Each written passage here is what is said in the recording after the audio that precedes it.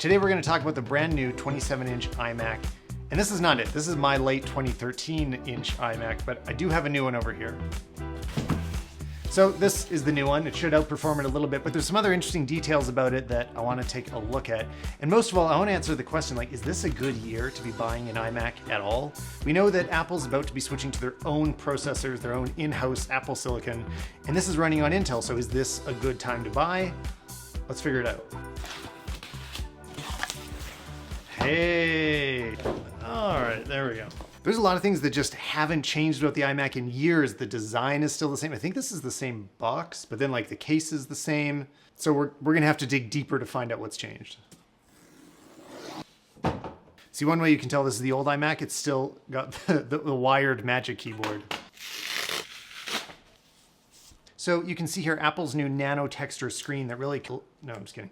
But this is a Nano Texture screen, which is a $500 upgrade. That might seem like a lot. It is a lot of money, but it's $500 less than that cost on the XDR Pro. This is cool. You can totally see this Nano Texture, which I love. So I used to actually buy the matte version of like my MacBooks when there was a choice. You used to be able to choose between glossy and matte, and I would always choose matte. But that does take away a bit of the contrast and stuff. The Nano Texture has the effect of cutting those reflections and preserving all of the contrast, which is awesome. If the main thing you use your Mac for is editing photos, I think it's worth going for the Nano Texture, even if you need to cut out some other upgrades. Because honestly, even the base model of an iMac is amazing right now, and it will get your job done. It's gonna run Lightroom or Capture One just fine. And day to day, you're probably gonna see that screen difference more. But let's get this thing turned on to see what the real difference is.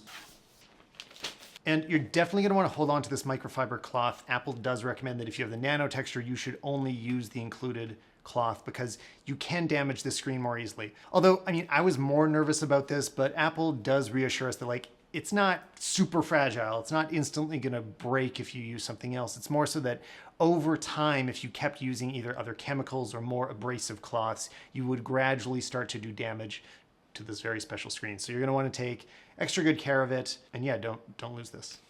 Actually, it's funny, I just realized like I positioned this computer with the reflection. So like you can see it's getting a lot more glare over here. This is on the good side. I should try switching them, see if the reflections change. I haven't seen the white trackpads yet. This is cool. So let's see what kind of a difference the Nano Texture makes in terms of reflections. And that is crazy. I'm just looking over my monitor there.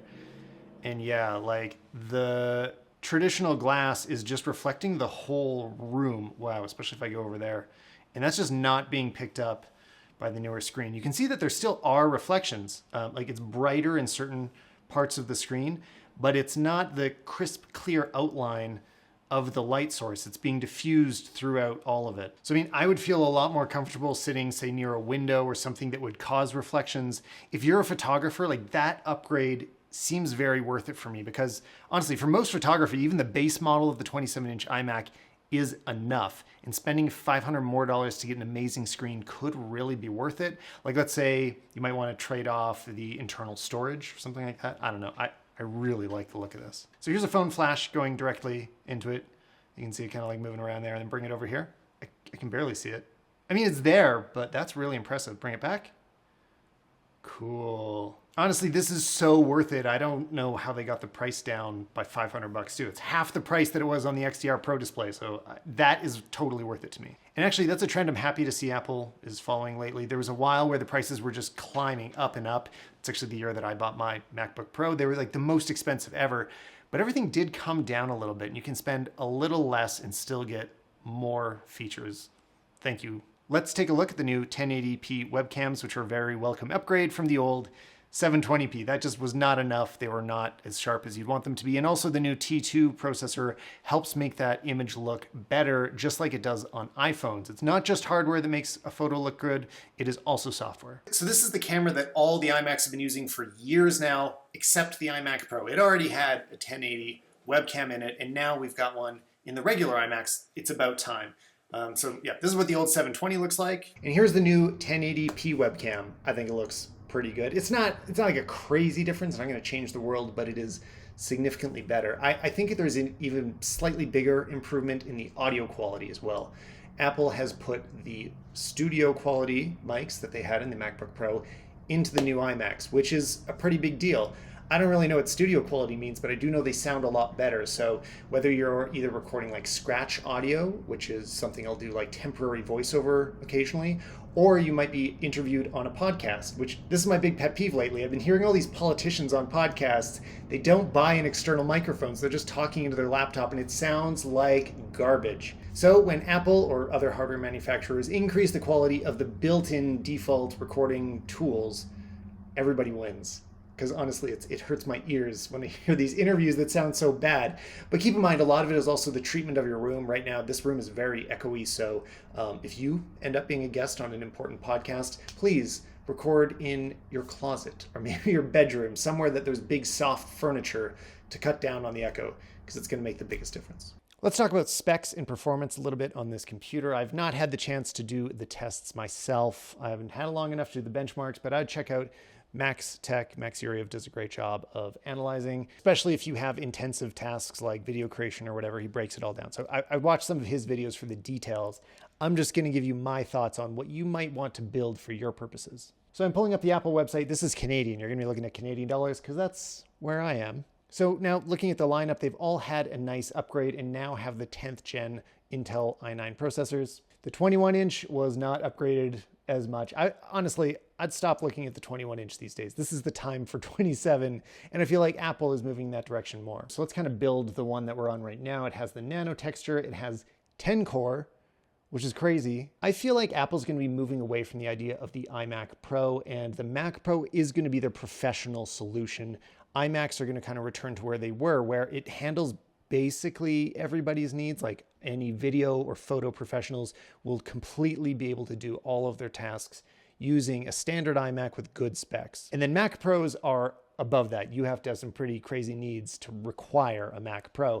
But yeah, iMacs are going to take care of it. So let's keep building this one up. In here, we've got 32 gigs of RAM, which Apple has pretty expensive RAM. There's cheaper RAM out there. I'll link to some in the description. So now we're going to look at the GPU, where we have some very interesting options. This is where I think you should also be investing your money. This and the Nano Texture screen are the most interesting upgrades to me.